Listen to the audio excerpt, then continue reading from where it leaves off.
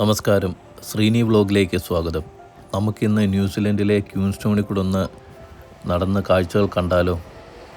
ഇതാണ് ലോകപ്രശസ്തമായ fort burger.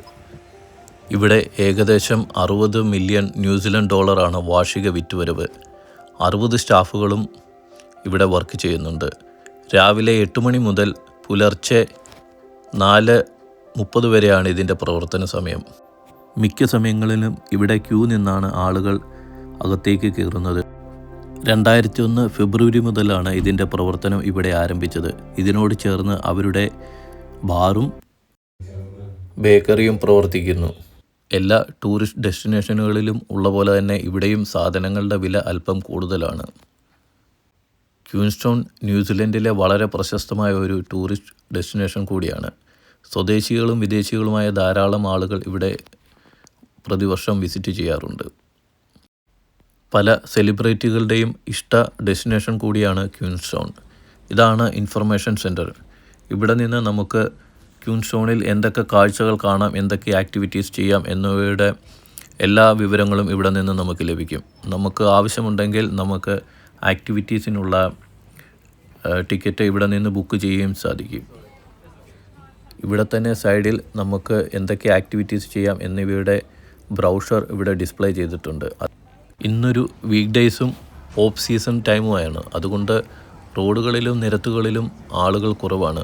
Season ടൈമുകളിൽ ഇവിടെയെല്ലാം നല്ല തിരക്കായിരിക്കും, പ്രത്യേകിച്ചും വീക്കെൻഡുകളിൽ. ഇവിടെ തന്നെ ഹെലികോപ്റ്ററിൽ യാത്ര ചെയ്യുന്നതിനും വിദേശത്തു നിന്നും പണം അടയ്ക്കുന്നതിനുമുള്ള എല്ലാ സൗകര്യങ്ങളും ഈ ഏരിയയിൽ തന്നെയുണ്ട്. ഇതൊരു ഈവനിങ് ടൈമാണ്, അതുകൊണ്ട് പല സ്ഥാപനങ്ങളും ക്ലോസ് ചെയ്യുന്നതിൻ്റെ സമയമായിട്ടുണ്ട്. ഇവിടെ പുറത്തിരുന്ന് ഭക്ഷണം കഴിക്കുന്നതിനുള്ള സൗകര്യമുണ്ട്. ഈ റെസ്റ്റോറൻറ്റുകളുടെ പുറത്ത് അവരുടെ ടേബിളുകൾ സെറ്റ് ചെയ്തിട്ടുണ്ട്. ഇവിടെ ഇരുന്ന് ലേക്കിൻ്റെ വ്യൂവും മഞ്ഞുമലകളും കണ്ട് സുഗമമായിരുന്ന് ഭക്ഷണം കഴിക്കാം. തണുപ്പേക്കാതിരിക്കാൻ അവർ ഹീറ്ററുകളും വെച്ചിട്ടുണ്ട്. ഈ കാണുന്നതാണ് സ്കൈലൈൻ കൊണ്ടോള. ഇതിലൂടെ യാത്ര ചെയ്ത് നമുക്ക് ക്യൂൻസ്റ്റോണിൻ്റെ മനോഹരമായ ദൃശ്യം ആസ്വദിക്കാൻ സാധിക്കുന്നതാണ്. സമ്മർ ടൈമിൽ ഇതിൻ്റെ പ്രവർത്തന സമയം രാവിലെ 9:30 മുതൽ രാത്രി 9 മണി വരെയാണ്. ഓൺലൈനായിട്ടും നേരിട്ട് വന്നും ടിക്കറ്റുകൾ ഇവിടെ നിന്ന് ബുക്ക് ചെയ്യാം. ധാരാളം ഭക്ഷണശാലകളും ഇന്ത്യൻ റെസ്റ്റോറൻറ്റുകളും പോലീസ് സ്റ്റേഷനും എല്ലാം ഈ ടൗണിൽ തന്നെയുണ്ട്.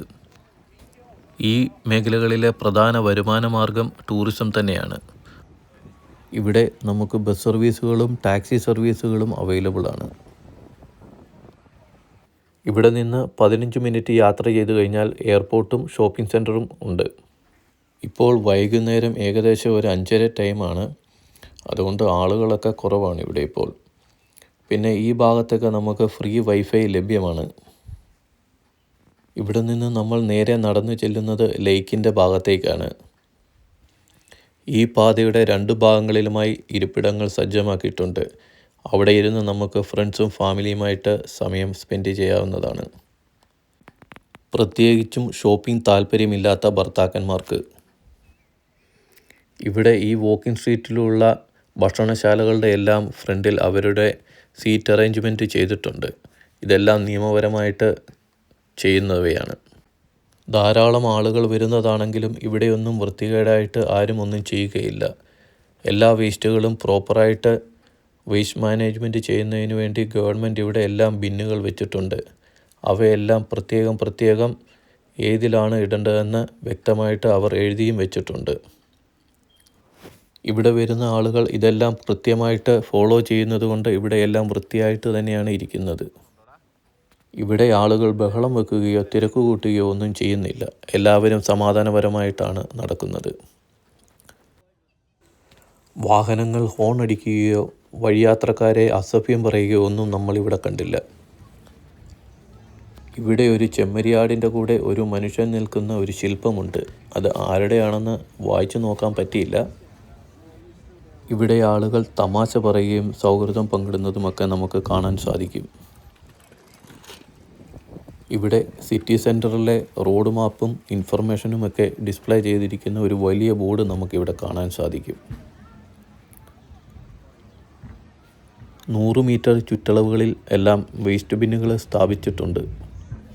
ഇവിടെ നിന്നുള്ള ലേക്കിൻ്റെ വ്യൂ വളരെ മനോഹരമാണ്. ഇവിടെ നിന്ന് ആളുകൾ ഫോട്ടോ എടുക്കുകയും റീൽസ് എടുക്കുകയൊക്കെ ചെയ്യുന്നത് നമുക്കിവിടെ കാണാൻ സാധിക്കും. ഇതാണ് ഫ്ലൈയിങ് ഡക്സ്. ഇവയ്ക്ക് നന്നായി പറക്കാൻ സാധിക്കുന്നതാണ്. തടാകത്തിൻ്റെ ഈ ഭാഗം ഏകദേശം ഒരു യു ഷേപ്പിലാണ് സ്ഥിതി ചെയ്യുന്നത്. ഈ പ്രദേശങ്ങളെല്ലാം ധാരാളം നിരീക്ഷണ ക്യാമറകളുണ്ട്. ഇവിടെ നിന്ന് നമുക്ക് ബോട്ടിംഗ് ചെയ്യാനുള്ള സൗകര്യമുണ്ട്. ഇവിടെ നിന്ന് തന്നെ നമുക്ക് ടിക്കറ്റ് എടുക്കുകയും ഇവിടെ നിന്ന് യാത്ര ചെയ്യുകയും ചെയ്യാം. ഈ കാണുന്നവർ റൈഡ് കഴിഞ്ഞ് തിരിച്ചു വന്നിരിക്കുന്നവരാണ്. ലൈഫ് ജാക്കറ്റ് ഉൾപ്പെടെയുള്ള എല്ലാ സേഫ്റ്റി മെഷേഴ്സും നോക്കി തന്നെയാണ് ഇവിടെ റൈഡുകൾ അവർ അറേഞ്ച് ചെയ്തിരിക്കുന്നത്. ഇത് കെജെറ്റ് എന്ന ഒരു കമ്പനി നടത്തുന്നതാണ്. ഇത് മറ്റൊരു കമ്പനിയുടേതാണെന്ന് തോന്നുന്നു. ജെറ്റ് ബോട്ടിംഗ് താല്പര്യമുള്ളവർക്ക് ഇവിടെ വന്ന് ബുക്ക് ചെയ്യാവുന്നതാണ്. ഇതാണ് അവരുടെ ഓഫീസ്. ഏകദേശം 1 ഹവറാണ് ഇതിൻ്റെ ട്രാവൽ ടൈം. 45 കിലോമീറ്ററാണ് പോകുന്നത്. അത് ഏകദേശം 95 km/h ഇതിൻ്റെ സ്പീഡ്. കൂടുതൽ വിവരങ്ങൾ അറിയാൻ അവരുടെ വെബ്സൈറ്റ് നമുക്ക് സന്ദർശിക്കാം. അല്ലെങ്കിൽ അവരുടെ ഫോൺ നമ്പറിൽ നമുക്ക് കോൺടാക്റ്റ് ചെയ്താൽ കൂടുതൽ ഡീറ്റെയിൽസ് അറിയാൻ സാധിക്കുന്നതാണ്. ഇത് വേണമെങ്കിൽ നമുക്ക് ഓൺലൈനായിട്ടും ടിക്കറ്റുകൾ ബുക്ക് ചെയ്യാൻ സാധിക്കുന്നതാണ്. നമ്മുടെ കയ്യിലുള്ള ബാഗേജ് ഇവിടെ നമുക്ക് സേഫായിട്ട് സൂക്ഷിക്കാൻ ഒരു ബോക്സ് ഇവിടെ വെച്ചിട്ടുണ്ട്. ഏകദേശം 10-12 പേർക്കാണെന്ന് തോന്നുന്നു ഇതിൽ യാത്ര ചെയ്യാൻ സാധിക്കുന്നത്. ഇതാണ് ആ ബോട്ട്. ഈ കറുത്ത വസ്ത്രം ധരിച്ചിരിക്കുന്ന അദ്ദേഹമാണ് ഇതിൻ്റെ കപ്പിത്താൻ. അദ്ദേഹം യാത്രക്കാരെ എല്ലാം സേഫായിട്ട് പുറത്തിറക്കുകയാണ്.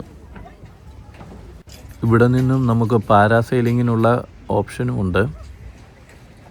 600 ഫീറ്റ് ഹൈറ്റിലൂടെയാണ് ഇത് ഫ്ലൈ ചെയ്യുന്നത്. സമയം ഇപ്പോൾ ഏകദേശം 6 മണി കഴിഞ്ഞതുകൊണ്ട് ഇതെല്ലാം ക്ലോസ് ആണ് ഇപ്പോൾ. ഇവിടെ ഒരു ബൈനോക്കുലർ വെച്ചിട്ടുണ്ട്. ഇതിലൂടെ പൈസ ഇട്ട് കഴിഞ്ഞാൽ നമുക്ക് ദൂരെയുള്ള കാഴ്ചകൾ കാണാം. അല്പം മാറി ചെറിയ ക്രൂസ് ഷിപ്പുകൾ അവിടെ ഉണ്ട്. ഇവിടുത്തെ ഈ ഭംഗി ചിലപ്പോൾ വീഡിയോയിലൂടെ നമുക്ക് അത്ര മനസ്സിലാകണമെന്നില്ല. അത് നമ്മൾ നേരിട്ട് വന്ന് അനുഭവിക്കുക തന്നെ വേണം. ഇവിടെ നിന്ന് നമ്മൾ ചുറ്റും നോക്കുമ്പോൾ വലിയ മലകളും അവ മേഘങ്ങളെ തഴുകി നിൽക്കുന്നതും മനസ്സിലാകും. അതിൻ്റെ മുകളിൽ മഞ്ഞു വീണ് കിടക്കുന്നത് നമുക്ക് കാണാൻ സാധിക്കുന്നതാണ്. എത്ര മനോഹരമായ ദൃശ്യം! എയർപോർട്ട് അടുത്തായതുകൊണ്ട് ചെറുവിമാനങ്ങളും വലിയ വിമാനങ്ങളും ഹെലികോപ്റ്ററും ബോട്ടും തടാകവും മഞ്ഞുമലകളും കണ്ട് ഈ വഴിയിലൂടെ നമ്മൾ നടക്കുമ്പോൾ നമ്മളുള്ളിലുള്ള എല്ലാ ടെൻഷനും നമുക്ക് മാറും. ഇവിടുത്തെ കാഴ്ചകൾ മനസ്സിനും ശരീരത്തിനും നമുക്ക് പുതിയൊരു ഉന്മേഷം നൽകുന്നു. ഇവിടെയെല്ലാം പല പല കമ്പനികളുടെ ബോട്ടിംഗ് സർവീസുകളും അവൈലബിൾ ആണ്. അവിടെ ഒരു ഫ്ലോട്ടിംഗ് ബാറും നമുക്ക് കാണാൻ സാധിക്കും. അതൊരു ബോട്ടിലാണ് സെറ്റ് ചെയ്തിരിക്കുന്നത്. നമ്മുടെ നാട്ടിലെ ഹൗസ് ബോട്ടിൽ ഉള്ളതുപോലെ അല്ലേ? ഈ ഭാഗത്ത് ഫ്രീ ആയി യൂസ് ചെയ്യാൻ പറ്റുന്ന പബ്ലിക് ടോയ്ലറ്റുകളുണ്ട്. അവയെല്ലാം വളരെ വൃത്തിയായി അവർ മെയിൻറ്റെയിൻ ചെയ്യുന്നുമുണ്ട്. ഇവിടെ ഒരു മരമുണ്ട്. ഈ മരം നമ്മുടെ നാട്ടിലുണ്ടോ എന്ന് എനിക്കറിയില്ല. ഇത് കണ്ടോ, ഇതിൻ്റെ ഇലകൾ പനങ്കുല പോലെ ഇങ്ങനെ തൂങ്ങിക്കിടക്കുകയാണ്. ഇത് കാറ്റിൽ ഇങ്ങനെ ആടി ഉലയുന്നത് കാണാൻ വളരെ ഭംഗിയുണ്ട്. ഇത് നേരത്തെ കണ്ട സ്പീഡ് ബോട്ടാണ്. അത് യാത്രക്കാരെ ഇറക്കി തിരിച്ചു പോവുകയാണ്. അല്പം മാറി മറ്റൊരു സ്പീഡ് ബോട്ടും നമുക്ക് അവിടെ കാണാൻ സാധിക്കും.